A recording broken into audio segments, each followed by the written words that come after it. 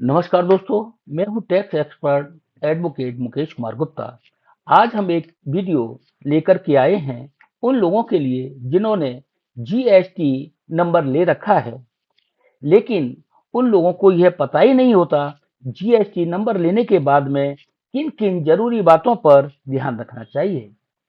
फलस्वरूप हो सकता है उनका जीएसटी नंबर कैंसिल हो जाए या विभाग उन पर पेनल्टी लगा दे।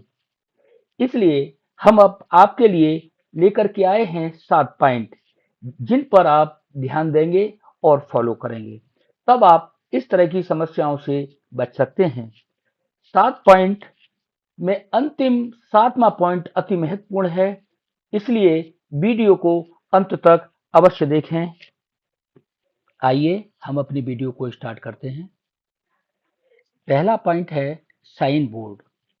यह बहुत जरूरी पॉइंट है जिसमें सभी जीएसटी होल्डर को ध्यान रखना चाहिए।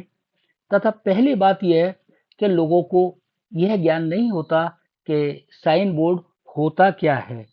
साइन बोर्ड वास्तव में एक व्यापार स्थल की अपनी पहचान साइन बोर्ड होता है, जिस पर फर्म का नाम तथा उस पर जीएसटी आईएन नंबर तथा प्रभावी डेट लिखना कंपलसरी है तथा कॉन्टैक्ट नंबर और पूरा पता अंकित करेंगे। हम एक बात और आपको बताना चाहते हैं कि व्यापार स्थल बहुत सारे व्यापारियों का अपने निजी निवास पर होता है या मल्टी स्टोरी बिल्डिंग में तथा शॉपिंग मॉल में। यह साइन बोर्ड हर व्यापार स्थल पर अंकित होना चाहिए। जैसे सपोज करते हैं आपका व्यापार स्थल सेकंड फ्लोर पर शॉप नंबर 10 में स्थिर है, तो आपको अपने साइन बोर्ड पर फर्म का नाम तथा जीएसटीआईएन नंबर, पूरा पता जिसमें आपकी सेकंड फ्लोर तथा शॉप नंबर जो भी है उसको अंकित करना जरूरी है। आइए हम दूसरे पॉइंट की ओर बढ़ते हैं। दूसरा पॉइंट है जीएसटी सर्टिफिकेट। यहाँ ये बता देना आवश्यक है, आपका जो भी व्यापार स्थल है, आपका प्रतिष्ठान, फैक्ट्री या शॉपिंग मॉल के अंदर दुकान, यह जीएसटी सर्टिफिकेट आपको फ्रेम कराकर अपने व्यापार स्थल पर लगाना चाहिए, जिससे कभी भी किसी भी तरीके का कोई भी सर्वे आपकी दुकान पर प्रतिष्ठान पर होता है तो जीएसटी अधिकारी इस सर्टिफिकेट को चेक कर सके। अगला point current account. Current account की जगह बहुत सारे व्यापारी, बहुत सारे सप्लायर्स सेविंग खाते से अपने बिजनेस का लेन देन करते हैं, जो गलत है। तथा बहुत सारे व्यापारी पर्सनल नाम से खोले हुए करंट खाते में लेन देन करते हैं, यह भी गलत है। वास्तव में आपको बिजनेस करंट अकाउंट ओपन कराना चाहिए। यह बहुत ही आवश्यक चीज। अगर आपने अपना बिजनेस करंट खाता नहीं खुलवाया है तो उस परिस्थिति पर जीएसटी अधिकारी आपके जीएसटीएन नंबर को कैंसिल कर सकता है। यहाँ पर यह बात बता देना बहुत आवश्यक है कि बहुत सारे व्यापारी अपनी बिक्री, जब बिक्री करंट खाते से करते हैं, उसमें cheque, RTGS, NEFT, online transfer को ही अपना बिक्री का पार्ट मानते हैं। लेकिन वास्तव में कैश डिपॉजिट, फोन पे, गूगल पे, पेटीएम, यूपीआई से जो प्राप्त पैसा है वह भी सेल का पार्ट है। इस विषय पर आप अपने सीए तथा एडवोकेट से जरूर चर्चा कर लें, जिससे आपकी बिक्री गलत ना हो जाए। अगला point bill book, voucher, cash book, ledger, ETC. यह एक बिजनेस का महत्वपूर्ण पार्ट है।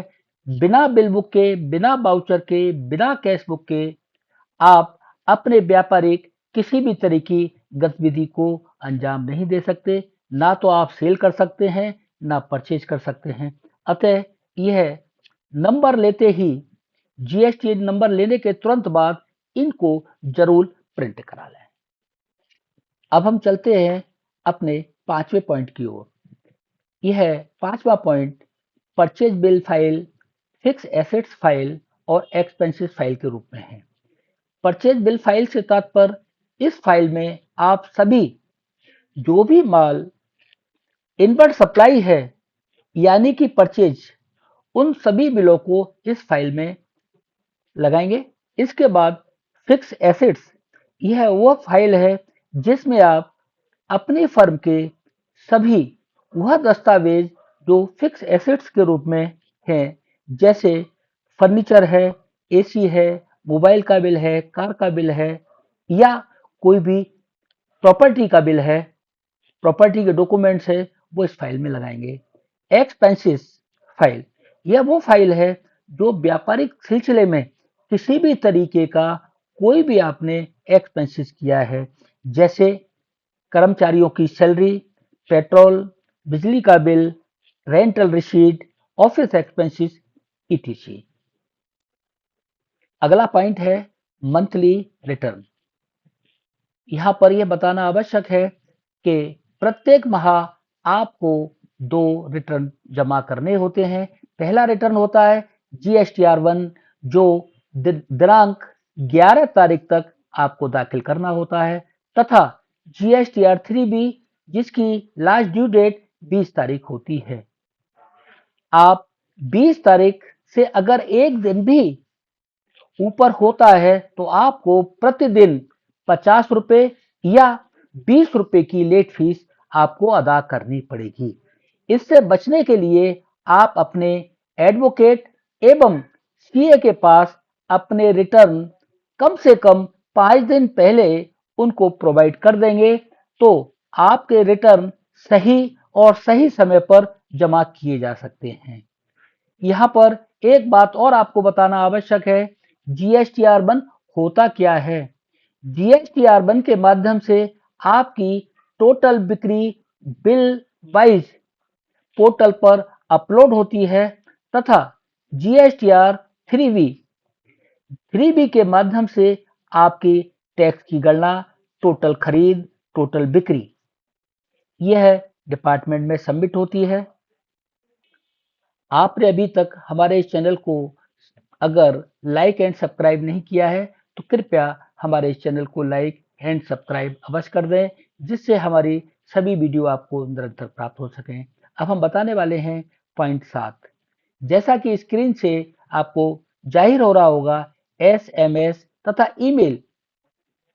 ईमेल और एसएमएस, जीएसटी विभाग से जो भी नोटिस या ऑर्डर आएंगे वो इसी के माध्यम से आपको प्राप्त होंगे। अगर आपने अपने एसएमएस और ईमेल को चेक नहीं किया तो आप बहुत सारे नोटिसों की कंप्लायंस पूरा करने से रह जाएंगे। अतः आप पर बहुत सारा टैक्स लायबिलिटी लग सकती है।